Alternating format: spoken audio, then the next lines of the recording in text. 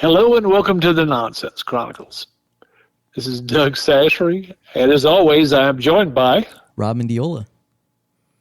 But this time we're on the phone with each other. Yeah, you called in from your home to the studio.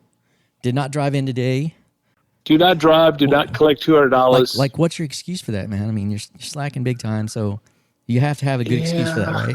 Well, I got like 4 holes poked in me. So it was like somebody took had a glove, it spiked forward. Did you get robbed? No, well, I mean, I did get robbed. Yeah, you did kind of. Yeah, I kind of did. A 1 gallbladder. Yeah. So they ran off with it. Yeah, but it was, like I said, it was laparoscopic. It was something I had been avoiding since November. Yeah, so almost a year. Yeah, I was getting close. I mean, I knew there was a pretty good chance I'd have to do it. And, I changed everything I was doing, but still, it was already damaged. Yeah. And I didn't want to run the risk of being out west or, 1,000 miles from home. Yeah, man. And it happened to happen. I've had stories of friends that theirs burst, which mine did not, thank God. And luckily, you were at home partying, and then you later realized you're needing to go to the emergency room again? Yeah, I was driving our friend Malcolm Springer to the airport. Oh, okay. And I realized what was going on, and I said... so you felt it. You recognized it. Oh, yeah, I knew it was coming. There's... you drink Gaviscon, and it would take like 90 minutes for it to work. And that's a very stringent 90 minutes of like your forehead sweating because it's a lot of pain. Yeah. And there's no way out of it, with gallstones. There's no lay on this side, lay on your back. No, there's nothing. It's cracked ribs. At least I could position myself where they wouldn't hurt. Yeah.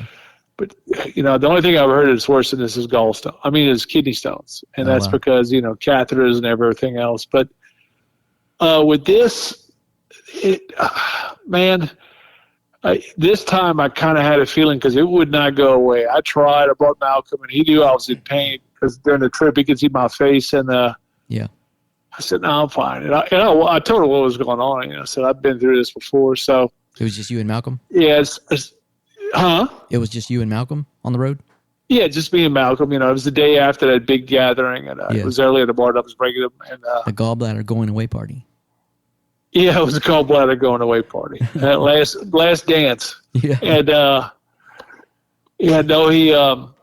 went to the ER, and I parked outside of it. It's one of these little ERs that you find, not connected to the hospital, but so you drove yourself to the ER? Yeah, because on the way back, that's where I stopped. I almost went home, and I said, "Let me think about it." And I kind of walked outside for a little bit. I said, "I got to go in." Yeah, I didn't know that you had drove yourself. Oh yeah. Wow. In fact, I wasn't going to even tell my wife if I could just get away. I was going to tell her after the fact, but that would have gone over real well as she told me. But no, they figured out. They looked at it this time, and they said, "You're going on your first ambulance ride." I'm 58. Wow. I've never been in an ambulance in my life, and I was in an ambulance. Wow. And little anxiety picking up as you would expect, and I been there.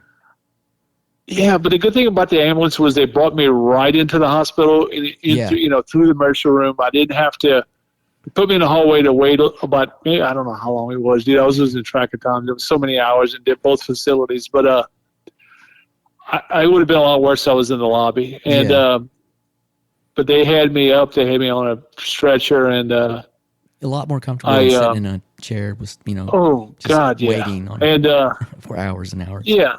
Yeah.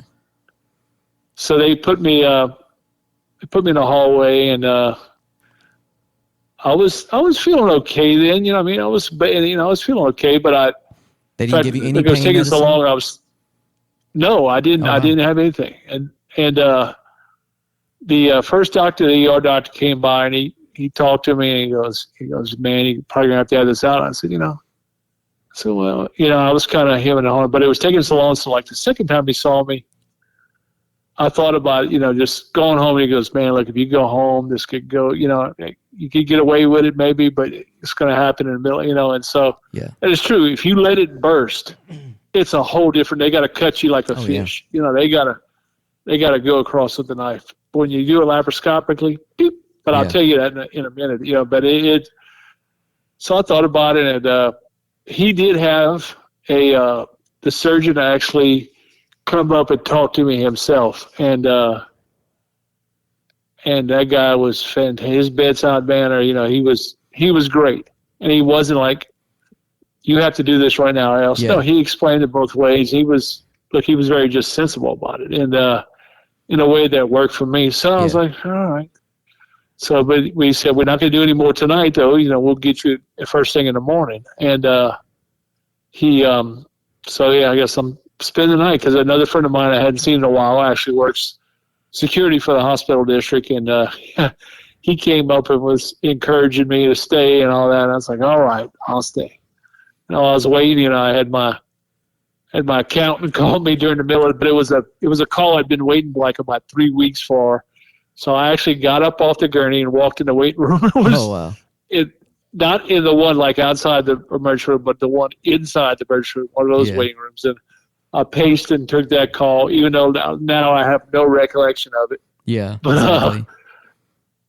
at the time it was really important. But no, I did it. Look, I went in that night, and of course, with anxiety like I have, of course I didn't sleep a wink. I think there were 2 times where I put my head down and a noise happened and woke me right up. Mm-hmm. And I went in the next morning. They wanted to do it around 8, but it looked like it was going to be a little bit later. But no, about 8:30 they got me back there, and they said they thought it was going to take a little bit longer. But no, the surgeon came up, and they put these little sheet separators in this one like big room, and they got to put you back to the hospital. My experience before, 2 experiences. One in about 1971 when I was 5 years old, and that was with ether. That still haunts me to this day.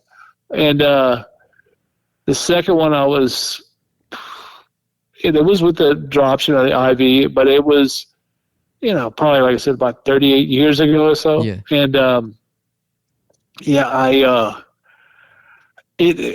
and I remember just, they want you to count, and you count 99, 100, 90. Yeah. By the time you get to 99, you're out. But there's still a little, people standing over you. There's a little tension and stuff. Well, I'm in the waiting area first. So the doctor comes in. He knows how I am. I explained this to him all about, that's the thing. You go to a doctor, don't be afraid to say, this is exactly me. This is who I am. This is what I do. Because doing that's going to get you the best care possible for whatever scenario you have going on. And it's best, it's best to drop your pants and show what you got at that point. Yeah. And so, I mean, he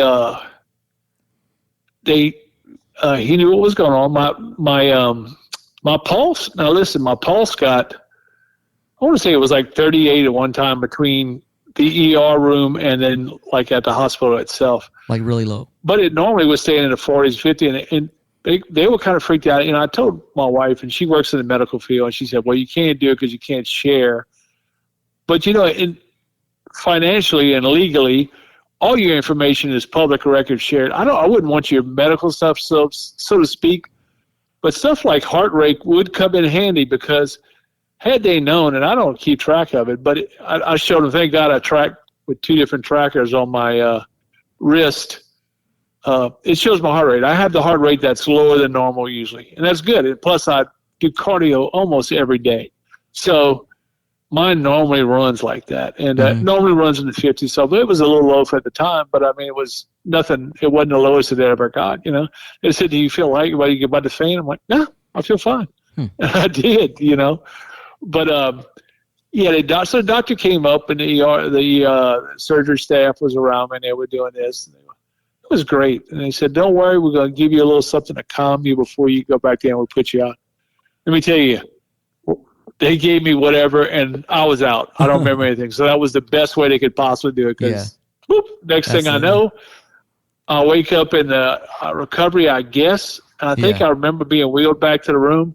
But to be honest, and like how I got on the bed or whatever was at my bed, to be honest, I have no memory whatsoever. I thought I was, I woke up apparently, but I have no memory of it at all right now. Yeah. So that's kind of a good thing. it was, it was fine, Dandy. And man, today they can take, the thing is with it, when they do laparoscopic surgery, like I guess on your stomach, they pump you up with gas. And, man, so that way they can go in, they can remove what needs to get removed. They have four little pokes in me, holes in me, and like a voodoo doll. Yeah. And they then they have one that's on the upper part of my belly button, and that's I think where they probably pulled everything from. But they were in there. They had a camera in there, and they showed me. I mean, those pictures are great. You saw them, and they've come a long way in the technology. Where like when you see a kid, I'm like, okay, I guess that's what that is. But no, this is very clear. That's pretty cool. And to get done, they put like some kind of like super glue. It wasn't super glue, but it's some kind of super glue stuff, and that's it to poke up the hole, man. That's very cool. Yeah, and your wounds look clean. Yeah, look, I didn't have any. I don't know, really any toupee. I could just tell it felt like a muscle pull, but not even. I've had muscle pulls that felt worse in my stomach, but this just you can tell you have like a little cut maybe, but as long as I don't bounce around, like I'm not supposed to do too much of anything for the first couple of weeks, and no 10-pound lifts, and I've had to catch. I got home from the hospital. I guess I'll get that in a second. I got that day, it was after, so I got in that afternoon. I was kind of just relaxing. Time was just flying by because I was still coming out of that recovery. Now they put a little thing down my throat to help me breathe. I told them that, I've got a tobacco habit, and they put something down, but I know that having that tobacco habit is going to make my mouth water a little bit. So, for the first day plus, after that surgery, I'll cough a little bit to cough that stuff up that, that was, I could tell it was down my throat. So, and coughing doesn't feel good. It's just like sneezing, In fact, my wife gave me what she calls a cough pillow. It looks like a rectangle, and it's just to hold it against my stomach. So when I cough, it doesn't jerk too much, no, I got out after about 5:30 that day. I was being sent home, man. And that's crazy, man. I was, I did some, I was doing some walking around. I did laps. I could have kept going. I felt fine and dandy. And I got home, and immediately I went to start moving some things. My wife said, "What are you doing?" You're an idiot. Just natural habit, man. Yeah. But now so that's the thing. Just, I had to sleep a couple nights on my recliner because I couldn't, my shoulder hurt bad, man. That's the thing about that. Okay, we go back to the gas. The gas they put in you, and my wife had told me something about when she had her appendix out. And I was like, yeah, okay, but I didn't really pay too much attention to it. Guilty of that several times in my life. And, and as you well know, if your wife's telling you something, and I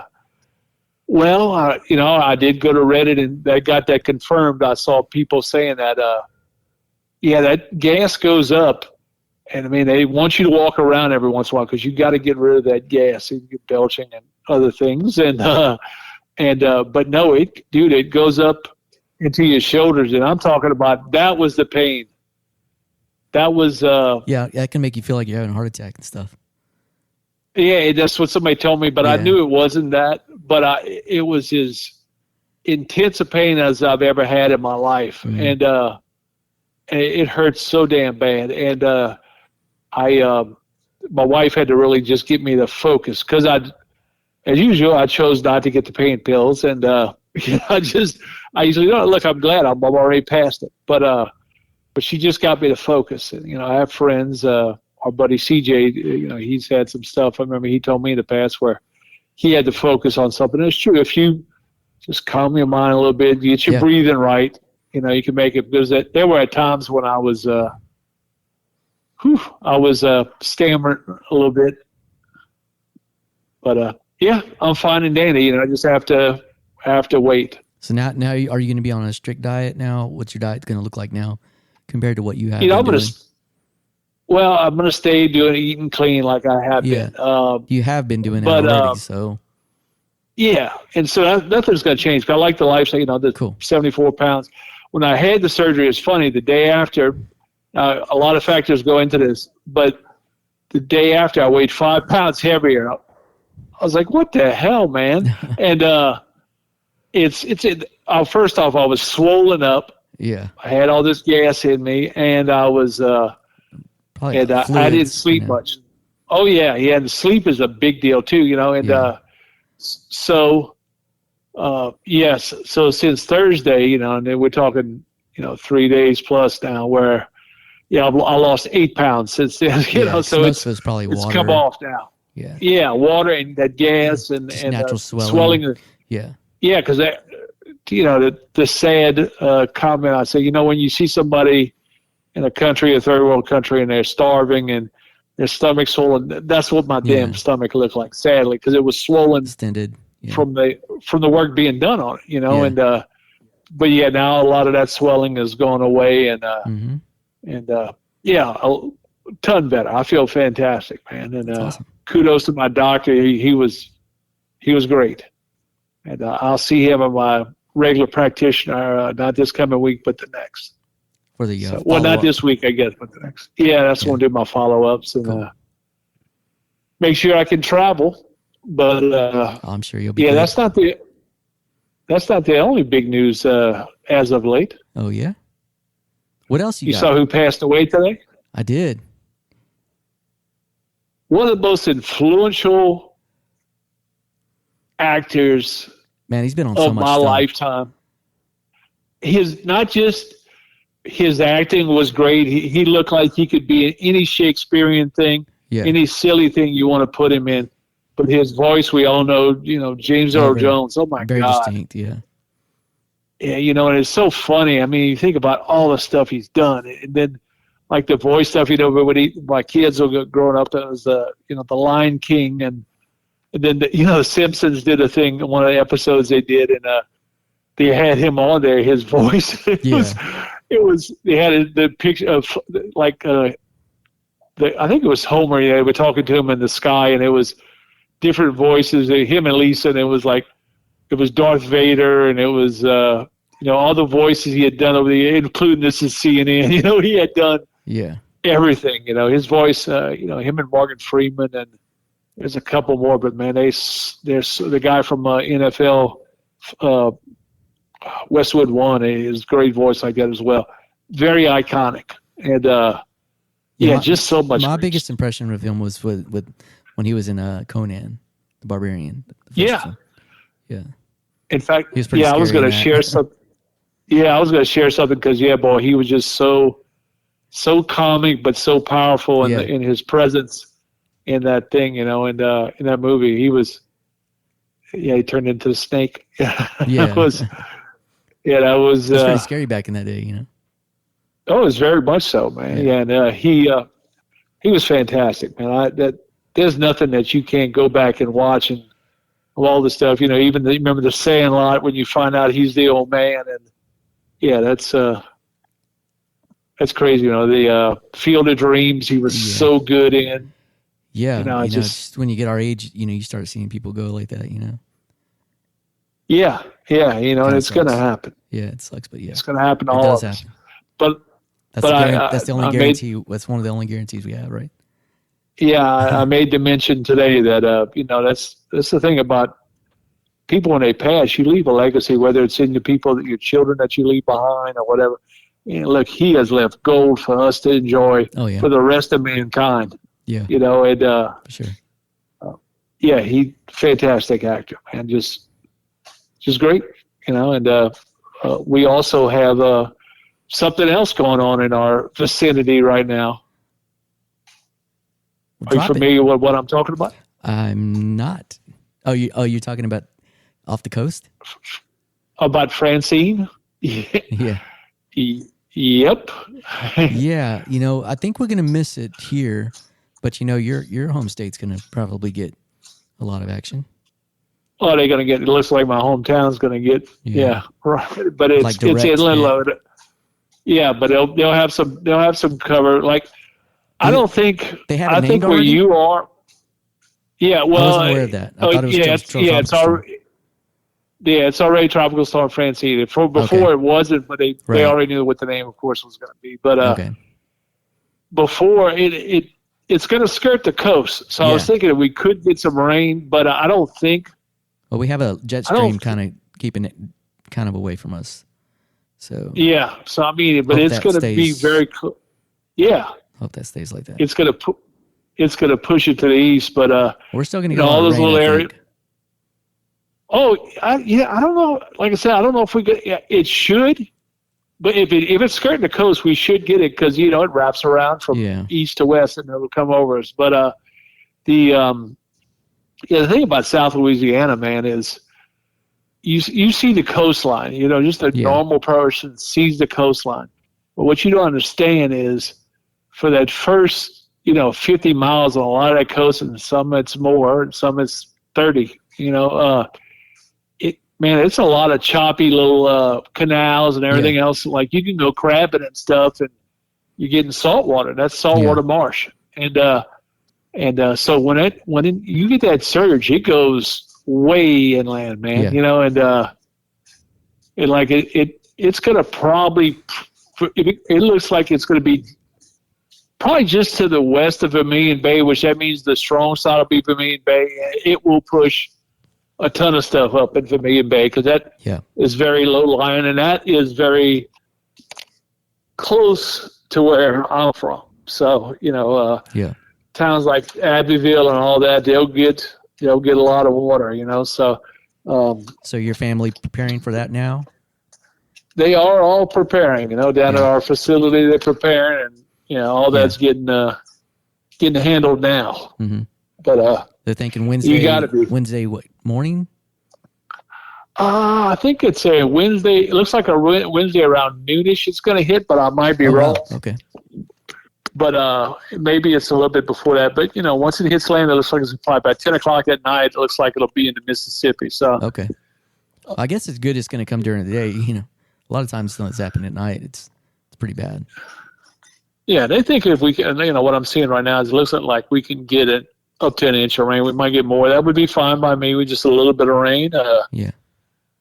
Not too much. I don't want anybody to ever flood, But they're talking about maybe 8 to 12 feet of storm surge. And boy, that's wow. Like I said, down there, that's a big thing. That's a big thing, yeah. It messes with fishing, everything, man. Because then you have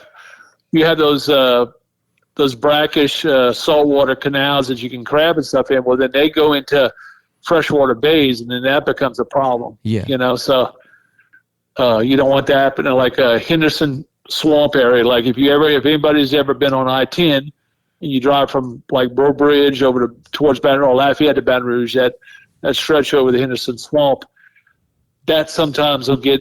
I mean, that thing goes forever south. Mm-hmm. You see it there, but it goes forever south.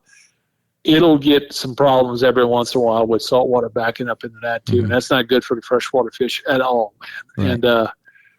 And but this is not a strong storm, but we'll see. They're talking about that much storm surge. A lot of it has to do because it's supposed to be. I think it's supposed to be a full moon, which is the worst case scenario. Yeah, I think it is, but I might be wrong. And if that's true, and then of course if it's around tide area, that's the reason why they're predicting it that high, because it's only going to be a Category 1, maybe a Cat 2 storm. Possible, but the key is just to prepare for it, Yeah, that's about all you can do, man. So, but get that gasoline while it's there. Get some gas. Yeah, I have friends that have the generators, and they're stocking up in Louisiana now. Right. So get the gas, some stocking up on the Texas coast too. Yeah. So in fact, it's interesting. In Lake Charles this past weekend, I don't know if you saw the video. They just, I think it used to be Calcasieu Bank building in Lake Charles. They just imploded. This video, you can see it. Yeah, you look up Lake Charles building implosion. It just happened. So basically, the one tall building, skyscraper in Lake Charles. They took it down. They took it down. Okay. It's been up 4 years since the hurricane frickin' ripped it. I mean, it did so much damage that they said it's not worth fixing. Beyond repair. Yeah. Yeah. So they waited 4 years and they just took it down. And now another storm is probably going to put a lot of wet on what they have on the ground now. So that's definitely going to be the case. But well, that's coastal living, though. You can't escape it. Yeah, that is definitely coastal living, man. Yeah. It's ever since, like I've said this before, ever since Katrina, we've taken it a lot more serious than we used to do it. We used to take it serious, but then everybody got bored of doing it. And then when it really bad when it comes to kills people, then it's a different story. Yeah, and again, the key is just to always, be prepared as much as you can and safety first. And I tell you about Vermilion Bay. Well, Jim Cantori is right there on the eastern side of Vermilion Bay in Morgan City. So, yeah, that's where he's at. Yeah, so that's I tell you something. But you got to be prepared, man. That weather. I'll give you another example. I'm traveling. All health does well and stuff like that. I'm traveling west for a multitude of reasons, as we both know later. Yep. This month and early next month. All the way west. Yeah, and because I don't fly and I love to drive, and altitude bothers me a little bit because it makes my head feel like it's being squished in. But I had my youngest check on the weather forecast, because that's another thing you got to do when this time of year is when the season changes in those mountains, man. I'm like, let me know what's going on. And there's apparently some apps too that I can track it on. So yeah, they got some slides already going on over there now. Yeah, man. So, I'm just keeping my eye on it, man. You never want to get stuck somewhere where you got to go, 800 miles around something because you went too far. It's always, if you're going to travel somewhere, always be prepared, man. Always be prepared. But you always pack water and stuff in your vehicle. In fact, I learned years ago. Emergency supplies, Yeah, with hurricanes and stuff. You pack a blanket, pack food. Look, I was in a car one time and all I had to eat, and I remember, what was it? I think it was Rita. Mm-hmm. I got stuck with just a couple little tiny, probably one bag of chips, and the small size, and probably a Coke or something. And I got 11 and a half hours and got 48 miles. And I was starving, and of course there was no food left anywhere after that. And it's just best to be prepared. You carry a tow rope or anything? I don't carry a tow rope. I don't do that, but I have so much other stuff just in case. And then plus my dad, my dad is 89 years old, and he's very much about this. Like, if I'm sure people out there know, your parents, the older parents, they love to be prepared. Oh yeah. And I'm talking That's smart. He loves the 4 Patriot site. In other words, they have all kind of generators and this and that. Yeah, they do have some cool little stuff. So every once in a while I'll see something and he'll send me. I'm like, oh, that does look pretty cool, so I'll pick it up, so now I'm always prepared, man. That's good. I try to be. Yeah. But yeah, that's our chronicling of all the nonsense this week, man. It's a lot of nonsense, man. Yeah, we have some good guests lined up, but we had to kind of postpone them because I couldn't travel I didn't want to drive I didn't get cut on, so I guess I got cut in, but I got poked in.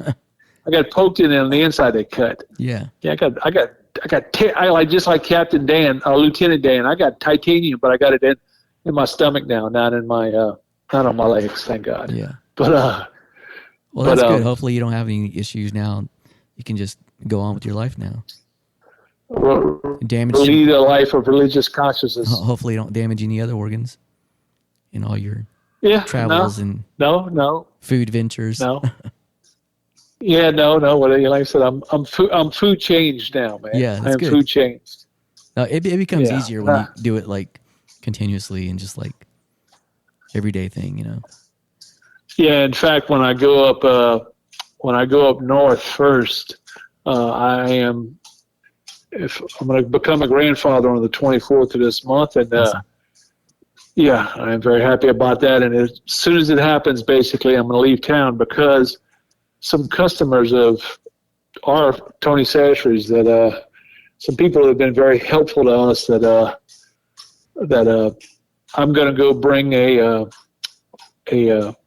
chest of doubloons and beads for, and they're going to give me Manhattan Island. Well, not really, but I got a couple friends up there. I'm probably going to bring some of the Cajun stuff, like the stuffed pork chops and stuff like that. You know, remember me telling you about that stuffed pork chops with boudin and yes. Yeah. Well, yeah, I have some friends up north that I would greatly appreciate it. And then one of them would be Kevin Zink.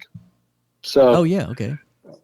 Yeah. So I told him if I get a chance, I'm definitely. Yeah. Because Kevin's put me on a couple people that I think could be really helpful. Kevin's a good contact, man.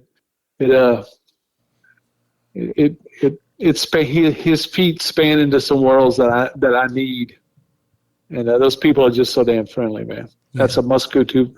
If you like music or love live music, that's a place that you should put on your bucket list. But yeah, that's it. That's all of our nonsense, man. That's all I'm giving up. Okay. Well, that was a lot, man. You did a good 30 minutes today, and after surgery, I think that's pretty good.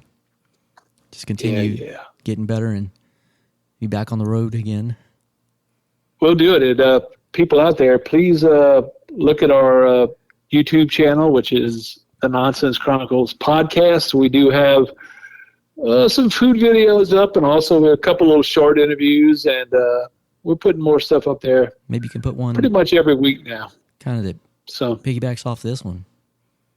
That's right. It is our little complimentary thing there. Cool. In fact, the wife is out getting us some complimentary stuff on a trip right now. Oh, cool. But yep. Well, that's it. I want to thank everybody for joining us, and please like and subscribe. Got it.